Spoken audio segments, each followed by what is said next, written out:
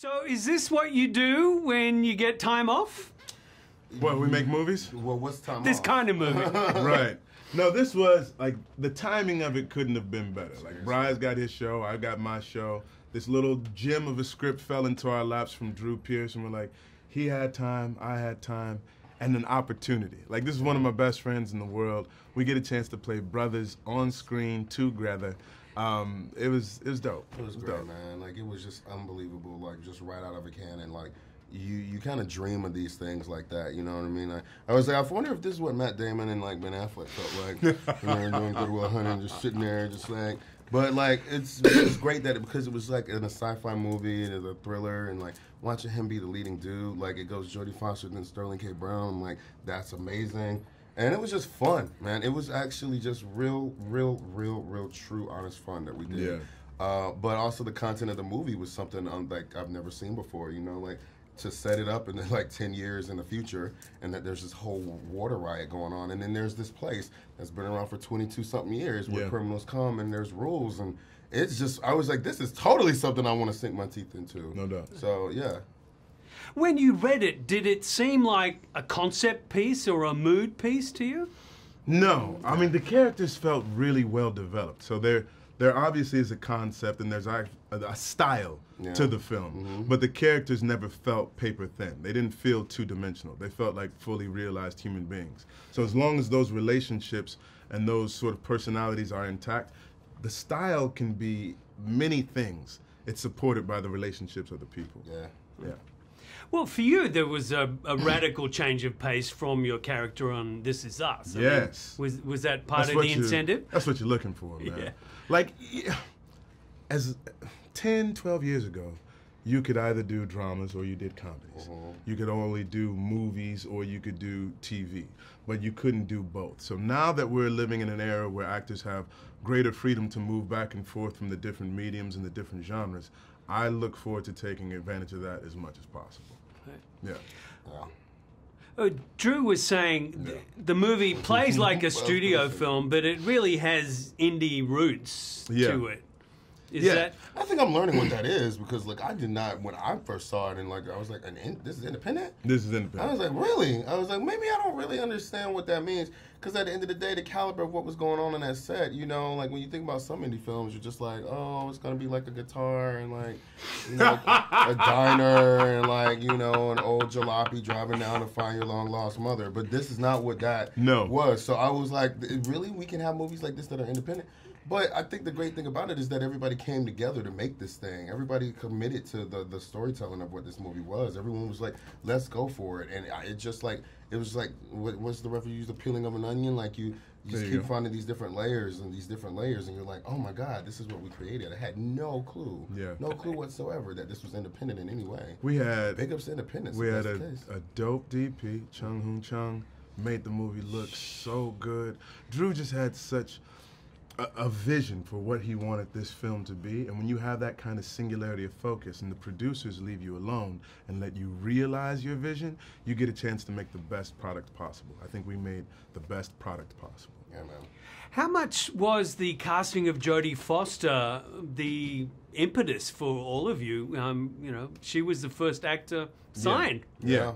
I mean, yes, she's pretty amazing. Like, what would you, I mean, if someone laid down to you and was like, yeah, I've got a movie coming out called Hotel Artemis, this is set in the not too distant future, lead is Jodie Foster, you want to do it? What are you going to say? Like, sight unseen. I like, yes. Yeah. You absolutely say yes. And I mean, you know, there's no regret to that at all. Like, and then when you second it up with like, okay, so the other lead is going to be Sterling, now I got to bribe people. Now I got to make sure that I'm like cutting people down and get out of the way to make sure I get like just there to sit in the middle of that. So it was a no-brainer for me. Yeah, like, absolutely. She was wonderful, man. She is wonderful, and you've seen her from afar for your whole life, like acting circles around everybody, and now you get a chance to like be on that platform with her. That was dope. When she's playing a little old lady. I know. I know. I mean, she's cute too. It's so, I know, a little shuffle, a little nurse bag, but it's also cool to watch an actor reinvent themselves, and not so much reinvent themselves, but reinvent how they approach their characters and what kind of life they bring in, and because I don't think this is Jodie Foster anyone's ever seen. I don't think any project that Jodie Foster was doing has been somebody that they've ever seen from her before, and that's something so special. And it made you like really just step your game up. And it was great. If Hotel Artemis didn't exist, I mean, it clearly should. There needs to be, you know, these. What are they called? The clandestine. What's that? We already have hospitals for criminals, if you think about it. I would think so. This is some Illuminati stuff. I'm just saying, you know, I ain't afraid to say the. I ain't afraid to say the hard hitting truth. You know what I'm saying? Don't feel you. You know, I'm afraid. Come at me, bro. At me. But you know, I mean, like the healthcare system in itself is already kind of like a little jilted. So like the fact that these guys can pay a pretty penny to go to this institution where it's like, look, you know, we don't need to be with them out there. We got to be with them. And then in the end, all the other occupants are still like people you got to look out for too. And follow the rules. It's very simple. You follow the rules. That's why Gremlins was so great. They just follow the rules. You wouldn't have to worry about these damn gremlins. But nobody follows the rules. Don't get them wet. Let's get it. But yes, that to me seems to be the crux of like the whole thing. It's just like, you know, who deserves care and who doesn't. Who makes poignant social commentary. Who makes from those Brian choices? Tyree Henry. I dig that. I dig that. And Gremlins. And Gremlins. Pop culture.